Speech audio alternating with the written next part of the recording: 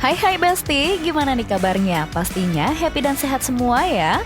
Oke, bertemu lagi di Celebrity Fresh yang siap menyajikan informasi selebriti terpanas dan teraktual hari ini. Kira-kira ada siapa aja ya yang lagi ramai dibahas? Langsung saja, ini dia.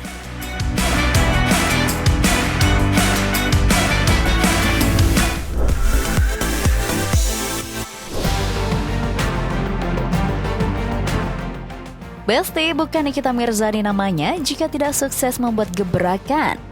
Meski saat ini dirinya berada di balik jeruji besi, melalui sang kakak dan kuasa hukumnya, Nikita Mirzani menyambangi Komisi Yudisial demi mencari sebuah keadilan yang ia klaim tumpul ke atas tajam ke bawah.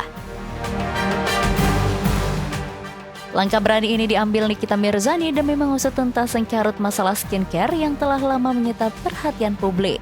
Nikita ingin tetap proses hukum dijalankan secara adil, transparan, dan tanpa celah. Namun pertanyaannya, apakah hukum di negeri ini dianggap belum cukup berpihak pada sang artis? Hingga ia harus membawa amunisinya ke lembaga tinggi pengawas hakim tersebut? Ataukah ini hanyalah langkah strategis Nikita untuk memberikan tekanan mental bagi lawan-lawannya di pengadilan? Perseteruan soal dugaan mafia skincare ini memang telah menjadi pusat perbincangan dan bola liar di tengah-tengah publik nih Besti. Semua bermula ketika Nikita bersikeras mengatakan bahwa ada kejanggalan yang harus dibongkar demi keamanan konsumen. Lewat perwakilan keluarga, Nikita seolah ingin menunjukkan bahwa ia tak main-main. Ia ingin para hakim yang menangani kasusnya diawasi secara ketat oleh Komisi Yudisial. Akan berjuang, hari ini aku mendampingi salah satu orang yang mengungkapkan indikasi mafia skincare begitu, yang kemudian dikriminalisasi, mendapatkan teror dan ancaman baik di media sosial maupun ancaman langsung secara fisik, termasuk ketika bersama keluarganya. Jadi kasus ini bukan sembarangan, kita juga akan terus mengungkap kemungkinan indikasi ada tindak pidana pencucian uang dalam indikasi mafia skincare Indonesia. Komisi Yudisial sudah didatangi. Akankah keadilan yang dicari Nikita benar-benar terwujud? Ataukah ini hanyalah satu lagi episode panjang dari drama yang tak kunjung usai? Dan akankah ada gebrakan baru juga dari pihak Reza Gladys sebagai lawan seteru Nikita di meja pengadilan negeri Jakarta Selatan?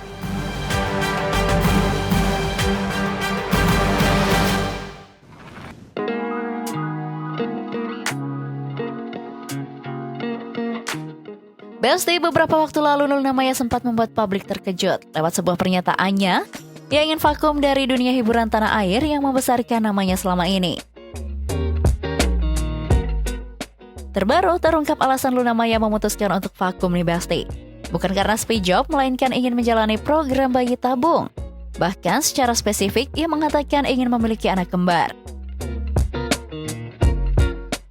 Mungkinkah Luna Maya merasa terlambat hingga harus mengambil langkah ekstrim lewat prosedur medis demi punya anak kembar? Programnya jadinya seperti IVF. Iya kayak IVF. Kamu udah kepikiran belum kayak ini when is the best? Iya, tadinya kan makanya sempat aku statement tahun ini aku maunya hiatus gitu, kayak udahlah aku mau fokus mau coba program IVF, pengen kembar, ya sekali, 2 langsung selesai gitu. Iya, bener. Karena usianya udah 40-an kan, terus aku pikir udahlah gitu. Tapi si Max juga lagi series kan, bolak-balik, terus juga kayak masih banyak tanggung jawab juga. Tapi on the other hand juga kita nyoba normal juga. Iya. Kan kita nggak pernah tahu gitu. Maksudnya kita nggak yang nunda, tapi kita juga pengen terencana gitu. Iya betul. Iyalah. Karena gini loh, kadang orang-orang tuh kayak mikir punya anak, udah cepetan. Ntar dulu, sabar.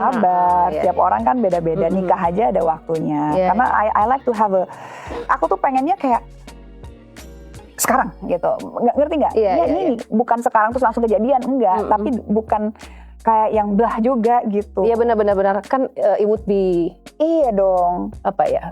Kalau misalnya sesuatu di plan itu kayaknya lebih gitu.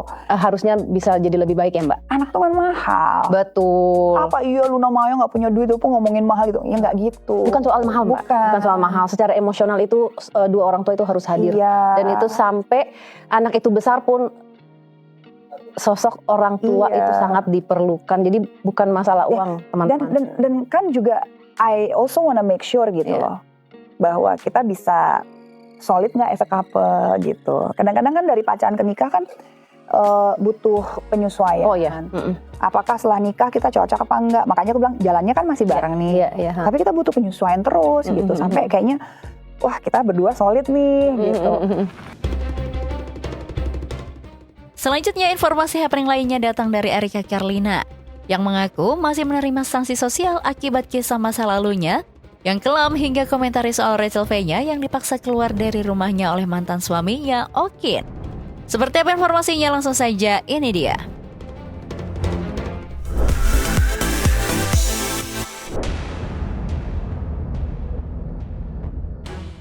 Besti, kabar terbaru datang dari Erika Carlina.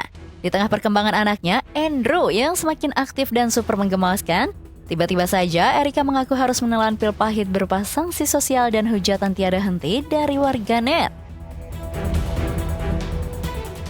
Meski mengaku sudah pasrah dan hanya ingin melanjutkan hidup, publik tetap bertanya-tanya. Tapi nih Besti, ketakutan terbesar Erika rupanya bukan hanya soal hujatan, melainkan soal jejak digital yang ia tinggalkan. Secara mengejutkan, Erika mengaku tak ingin sang buah hati mengetahui hubungannya dengan DJ Panda di masa lalu. Sekarang udah lagi aktif-aktifnya, dia lagi berdiri mulu, lagi jalan mulu. Teman yang punya experience yang banyak. Lagi ngoceh-ngoceh, mama, gemes banget. Aktif semua dari mulai ngobrolnya, dia udah mulai ngoceh-ngoceh, udah mulai nanggepin obrolan kita, udah bisa diajak bercanda. Terus berdiri-berdiri, langkah-langkah kecilnya juga udah mulai aktif lah sekarang, jadi lebih aktif banget. Namun di balik rasa bahagia dan bangganya atas perkembangan sang buah hati, Erika mengaku menjalani kehidupan sebagai seorang single mother tak mudah. Tapi ia tak mau ambil pusing. Ia hanya ingin menikmati momen-momen hangat saat bersama sang buah hati. Terlebih, belakangan ia mendapatkan dukungan penuh dari keluarga hingga mantan kekasihnya, Brevi. Berat ya pasti lah, cuman lebih banyak buktinya sih kan, lebih banyak bersyukurnya, jadi mendingan fokus ke rasa senengnya aja. Bukan cuma ekspektasi, realitanya kan seperti itu. Hujatan satu Indonesia, dicibir satu Indonesia, ya cacian, makian, dan hukuman yang aku dapatkan itu kan sanksi sosial terutama ya. Itu kan nggak henti-henti, cuman aku sekarang cuman ingin melanjutkan hidup aja sih. Aku pengen membesarkan Andrew. Kalaupun sampai sekarang masih banyak hujatan, aku anggap itu sebagai hukuman dari kesalahan aku aja gitu. Jadi aku nggak mau noleh ke belakang, aku mau jalanin semuanya dengan tujuan untuk ngebahagiain Andrew. Belum usai soal drama pribadinya, Erika kembali menyulut antusias publik dengan membongkar kondisi sahabatnya, Rachel V-nya. Menurut Erika, sang selebgram itu kini tengah sibuk mencari kos-kosan. Usai Rachel diduga dipaksa angkat kaki oleh sang mantan suami, Okin, dari rumah yang sebenarnya sudah direnovasi Rachel dengan uangnya sendiri. Bagaimana mungkin seorang ayah tega mengusir anak-anaknya dari rumah yang sudah dipercantik Rachel dengan keringat sendiri?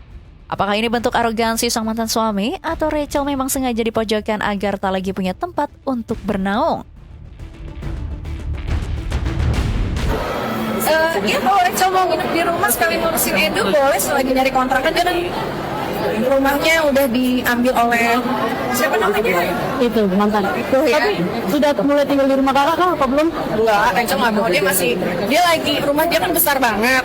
Mas banyak bahan yang bisa dibikin untuk kamar-kamar, jadi nggak terlalu pusing lah, dia nggak akan ngerepotin orang-orang sekitarnya, dia bisa sendiri. Tapi dukungan kamu sebagai sahabat untuk Rachel yang kemarin lagi turun harap soal rumah tuh gimana kak? Aku selalu bilang sabar sama Rachel ya, cuma Rachel itu orangnya kayak ya maksudnya kalau dia bisa ngebela keluarga pasti dia bela.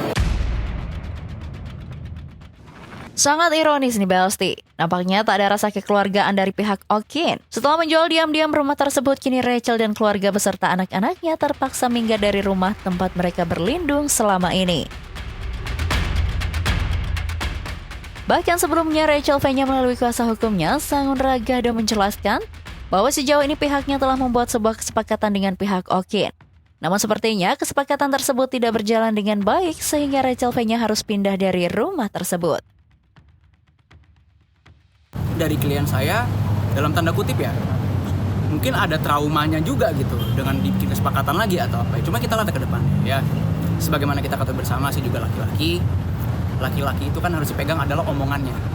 Semoga ke depannya ya kita lihat lah, semoga omongannya bisa dipegang, apa yang ditawarkan ini betul, dan ya kita lihat dulu. Tapi dari klien saya Rachel, apakah mau terkait dengan apa yang ditawarkan. Nah, kalau memang ada yang ingin diajukan oleh saudara Niko, ya harapan Rachel juga pastinya ya omongannya kali ini bisa kita pegang, itu sih. Oke Besti, stay tune terus di Celebrity Fresh karena setelah ini masih ada informasi seru lainnya. So, tetap di Celebrity Fresh.